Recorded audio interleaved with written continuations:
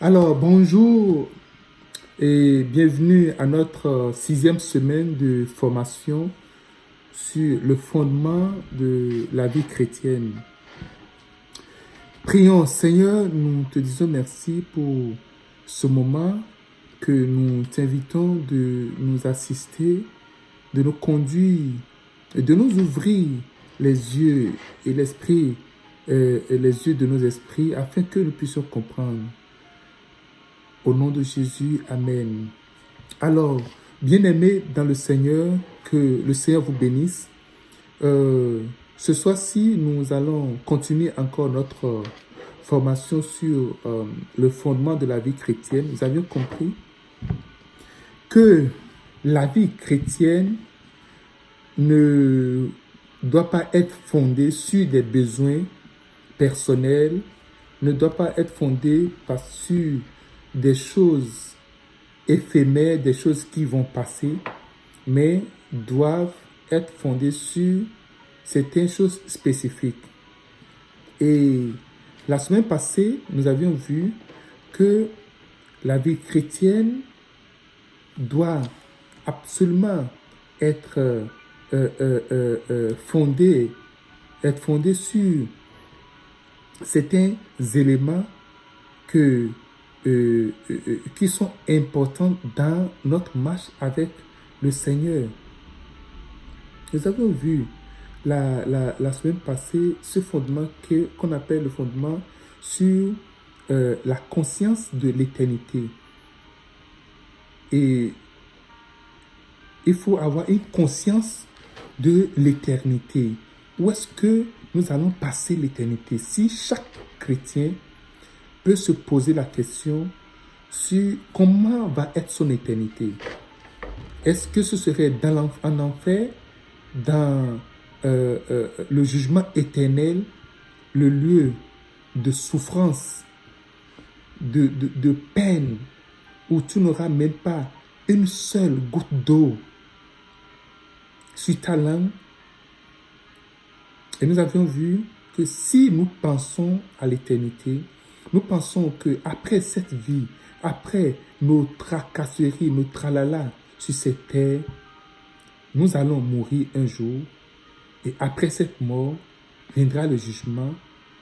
Si nous sommes conscients de l'éternité, que nous n'allons pas passer toute notre vie sur cette terre, nous allons véritablement nous asseoir avec le Seigneur, nous asseoir pour avancer, pour nous enraciner, pour prendre des décisions. Parce que beaucoup de gens vivent sur la terre tout comme s'ils vont vivre éternellement. Et ils prennent des décisions qui ne prennent pas en compte l'éternité. Et c'est ça que nous devons savoir mettre dans notre système de pensée. Aujourd'hui, nous allons continuer pour voir un autre fondement. Et le prochain fondement, c'est le fondement de la parole de Dieu. Que quelqu'un dise la parole. Quelqu'un dise la parole. Au commencement, Jean chapitre 1, verset 1. Au commencement, la parole.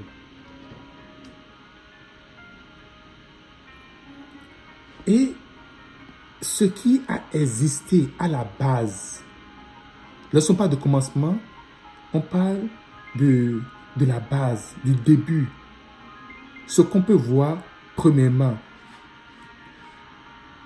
Et ce n'est pas ce qu'il faut voir, ce qu'on va voir après, mais ce qu'on peut voir premièrement. Au commencement, la parole. La première chose qu'on a vue, c'est la parole. Et sans elle, rien ne peut être... Écoutez, laissons-nous lire ce passage, ok? Jean 1, verset 1. Jean 1, verset 1. Qu'est-ce que la Bible dit dans Jean 1, 1? Au commencement était la parole. La chose qui a existé à la base, c'est la parole. Cela dit, dans notre vie, ce qui va exister, notre existence dans la vie chrétienne, doit être basé sur la parole dit. Au commencement était la parole. La parole était avec Dieu et la parole est Dieu. Donc le fondement sur lequel nous allons marcher, le fondement de notre vie chrétienne, c'est sur la parole. Et quelle parole? La parole de Dieu. Parce que Dieu est sa parole. Dieu est inclus dans sa parole. Et vous voyez dit, au commencement était la parole était avec Dieu et la parole était Dieu. Vous voyez, la parole de Dieu, c'est Dieu lui-même. Beaucoup de gens vivent aujourd'hui pas sur la parole de Dieu, mais vivent leur vie chrétienne sur la parole d'un pasteur. C'est le pasteur qui a dit, c'est le prêtre qui a dit, c'est le diacre, l'ancien qui a dit, c'est le prophète qui a dit, point final. Mais non, il faudrait savoir que nous devons vivre sur la parole. Notre fondement doit être la parole de Dieu. Les gens vivent sur des adages. Ils disent voilà, Dieu a dit de mettre ça sur les genoux et va mettre ça sur la tête. Où est-ce que Dieu l'a dit? On dit, Dieu a dit, on dit, aide-toi et le ciel t'aidera. Où est-ce que Dieu l'a dit? Est-ce que c'est dans la parole? Est-ce que c'est dans la Bible? Je ne l'ai jamais vu dans ma Bible. Non. Mets ça sur les genoux et Dieu va mettre ça sur ta tête. Mais non. Ce n'est pas la parole. Et les gens vivent sur ça. Les gens vivent sur des faussetés. Un fondement qui n'est pas biblique. Et ce soir-ci, je voulais vous amener à comprendre. Et je le dis à l'église. Si je prêche quelque chose, ce n'est pas dans la parole, ça ne sort pas de la parole de Dieu, rejetez cela, mettez ça de côté. Si je peux, vous pouvez ouvrir votre Bible et trouver ça dedans, alors prenez. Et il faut que chaque pasteur, il faut que chaque homme de Dieu soit capable de le dire, d'être franc avec les gens pour le dire. Ce que je dis, je peux vous le démontrer. Au commencement, la parole. Donc, le commencement de ta vie chrétienne doit être basé sur la parole et rien que la parole. Que quelqu'un dise la parole. Je ne t'entends pas. Regarde, quelqu'un dit la parole. Alléluia. Qu'est-ce que la parole de Dieu a dit? Tu es dans une situation donnée. Qu'est-ce que Dieu dit? Des gens sont tellement inquiets et regardent à ce qui se passe dans leur vie. Mais Dieu dit, ne vous inquiétez de rien. Ça, c'est la parole. Tu te bats sur ça pour agir. Tu te bats sur ça pour réfléchir. Alors, ce soir, je vais parler de quelques attributs. Qu'est-ce que la parole, en fait? Premièrement, 1. La parole est une lampe sous nos pieds. Psaume 119, verset 105. Psaume 119, verset 105. Ta parole est une lampe à mes pieds et une lumière sur mon sentier. Le monde est plein de ténèbres, de confusion et de doute. Plus rien n'est sûr d'être vrai dans le monde. Et nous avons besoin de la parole de Dieu pour nous éclairer notre vie au sujet de nos choix, de tout ce que nous allons faire aujourd'hui. Il faut que nous soyons éclairés. Tu veux te lancer en affaires. Tu veux commencer par faire des affaires. Tu veux voyager. tu veux faire le choix de ton futur conjoint.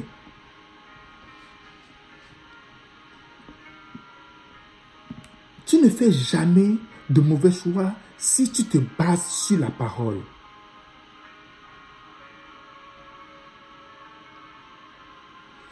Je vais vous raconter une histoire qui s'est passée dans un pays. Il y a un monsieur qui veut se marier. Il veut choisir une femme. Et pour son mariage, il veut une femme très belle, qui aura de longs cheveux, qui sera belle de figure, de jolies dents blanches. Il a donné des critères, il s'est donné des critères. Il ne s'est pas basé sur la parole de Dieu pour son mariage. Il ne compte pas sur la parole de Dieu pour son mariage. Et donc, lorsqu'il s'est donné ces critères, il a vu une belle fille, très belle, avec de longs cheveux. Lorsqu'elle bouge la tête, il dit, voilà ça, c'est ça que je veux. Alors, ils ont fait le mariage. C'était vraiment beau. Et ils sont partis à l'hôtel pour la lune de miel. Et lorsqu'ils sont partis à l'hôtel, il a été, vous savez, il a été dans la douche, s'est douché rapidement, il était prêt. Maintenant, c'est le tour de son épouse, la belle. Et son épouse est partie dans la douche. Elle s'est présentée, elle s'est apprêtée et tout. Parce que tu sais, pendant le mariage, on passe toute la journée, c'est la sueur, donc elle s'est débarrassée de tout ça. Et maintenant, lorsqu'elle sortait, elle a fait comme ça. Elle a enlevé les cheveux. Sa tête était rasée entièrement. Il n'y a pas un seul cheveu sur sa tête. Il était déçu par ce qu'il avait vu par le passé. Et donc, il était vraiment... Et sa tête était... Frère, tu n'es jamais sûr de quelque chose. Jamais.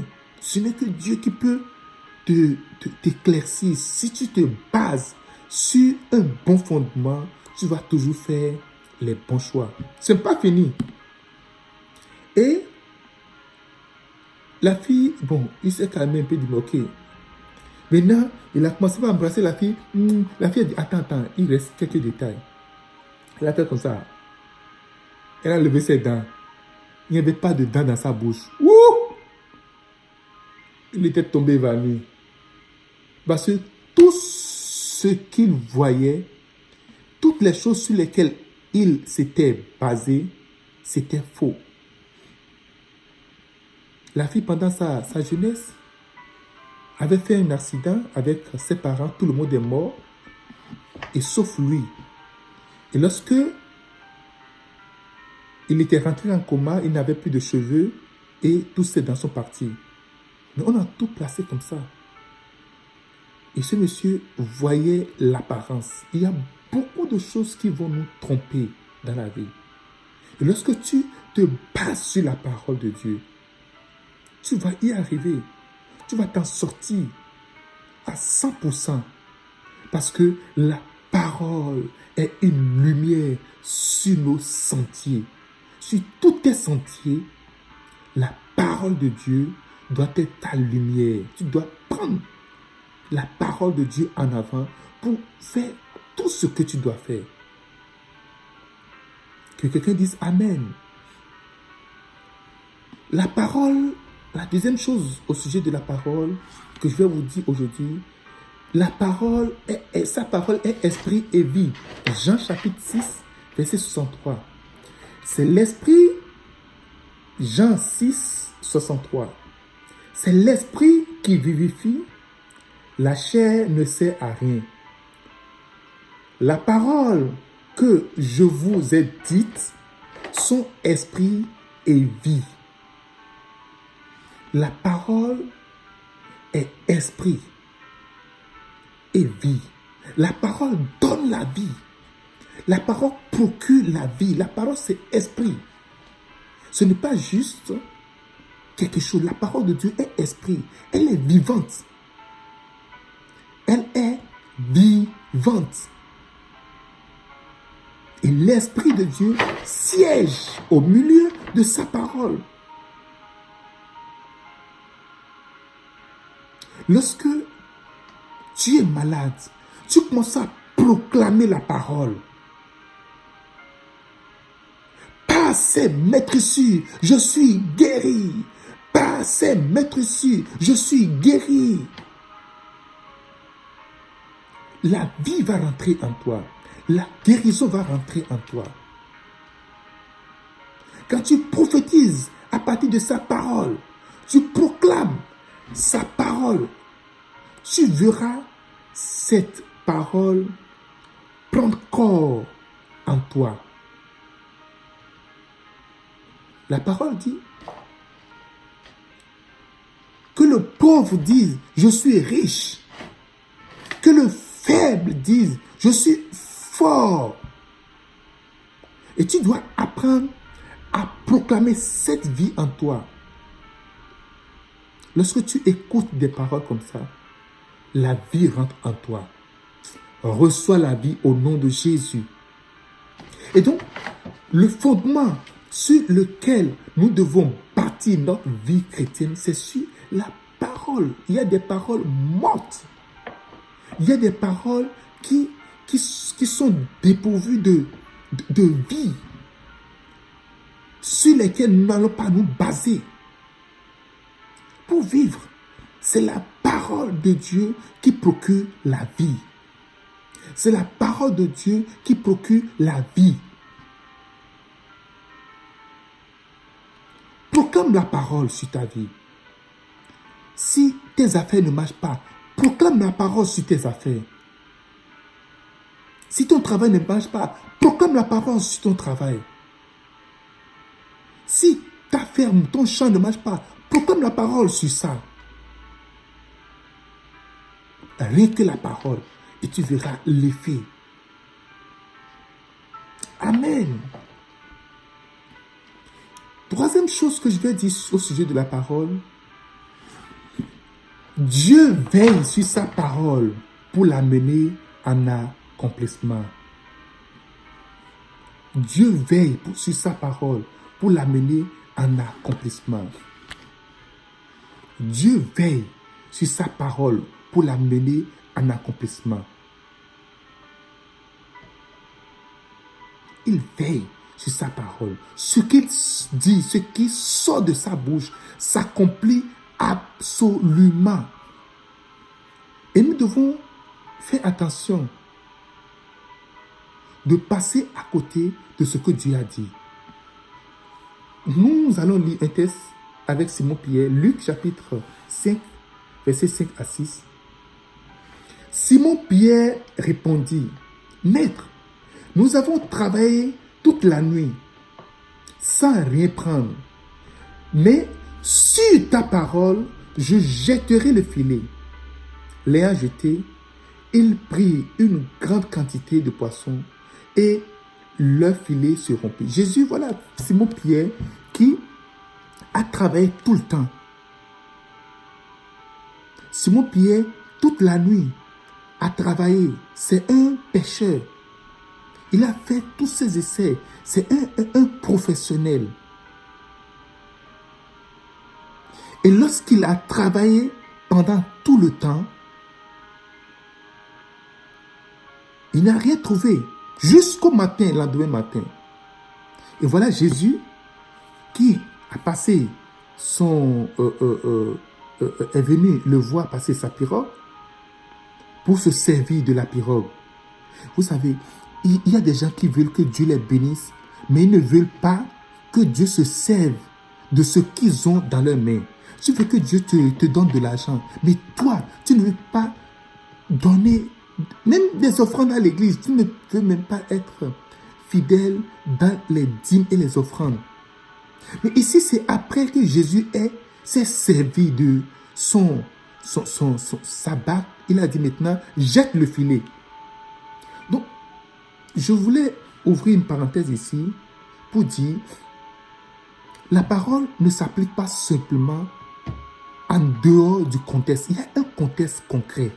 Des gens disent, je veux être béni, je veux que Dieu me fasse ceci, me fasse cela. Mais il y a des préliminaires, des contextes donnés. Oh, Dieu a fait ceci à Pierre, Dieu, fais-moi ça également. Pierre a fait quelque chose, il a laissé à sa disposition son business. Est-ce que toi, tu serais capable de laisser ton travail à la disposition de Dieu? Est-ce que tu serais capable de laisser tes affaires dans les mains de Dieu? Ton champ, ton travail, est-ce que tu serais capable de l'offrir, de laisser ça au Seigneur? Et c'est après l'avoir laissé que Jésus lui dit, jette le filet. C'est là qu'il lui a donné la parole. La parole est venue après qu'il ait posé un pas. Je ferme la parenthèse. Et Pierre dit non, j'ai travaillé, je suis professionnel. J'ai travaillé tout le temps. Je n'ai rien trouvé. Mais sur ta parole, alléluia, sur ta parole, la parole est efficace. La parole de Dieu est très efficace. Sur la parole de Dieu, nous allons faire tout ce que nous devons faire sur sa parole. Qu'est-ce que Dieu a dit dans sa parole? Nous devons veiller sur ça. Et voilà, Pierre a jeté le filet. Et lorsqu'il a jeté, il a commencé par tirer. C'est quoi ça? Il ne pouvait pas tirer parce que les poissons, tous les poissons se sont concentrés dans son filet. Jusqu'à ce que le filet se rompait. Dieu t'envoie la bénédiction en abondance au nom de Jésus. Dis Amen. Amen. Il t'envoie la bénédiction au nom de Jésus. Il faut que nous arrivions à dire, Seigneur, sur ta parole, sur ta parole, je ferai ça selon ta parole.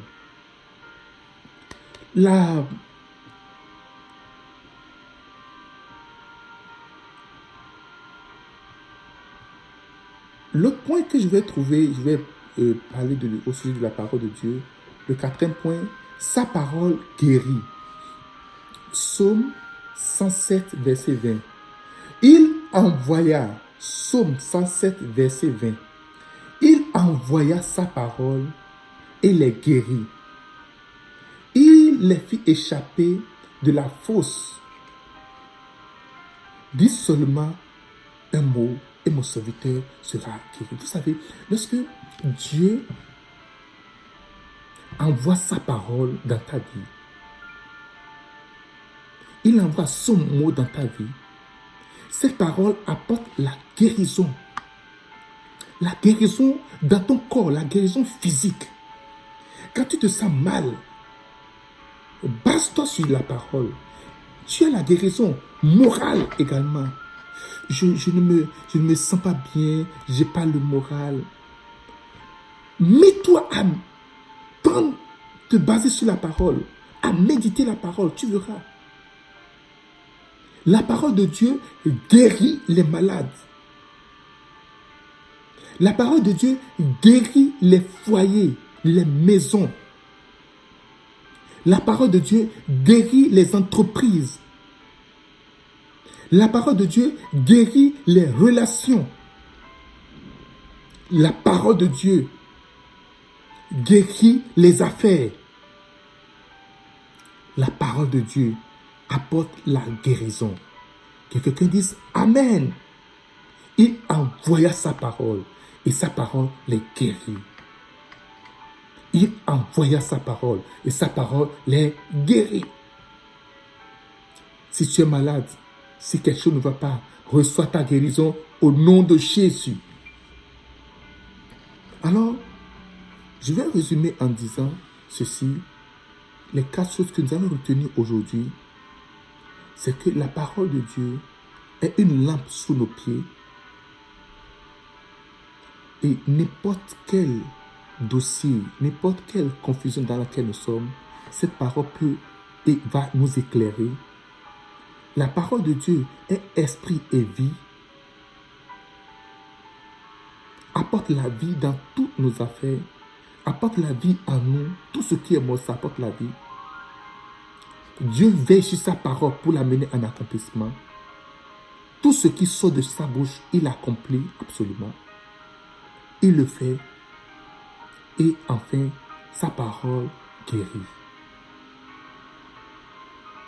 Si tu es là ce soir-ci, et si tu es malade, je vais prier pour toi sur le dernier point au sujet de la parole.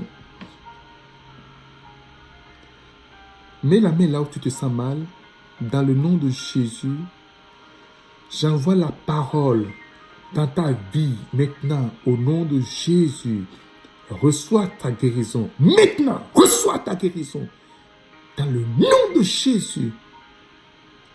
Reçois ta guérison au nom de Jésus. Reçois ta guérison dans le nom de Jésus. Merci Seigneur, parce que tu l'as fait. À présent, commence par faire ce que tu n'as pas l'habitude de faire par le passé. Commence par le faire. Si tu as mal à la tête, regarde, la douleur est partie. Tu peux commencer par marcher maintenant. La douleur dans les seins, dans le dos, toutes sortes de maladies, c'est parti maintenant. Au nom de Jésus-Christ. Alors, je vous dis à la semaine prochaine pour le prochain cours. Que Dieu vous bénisse. Bye bye.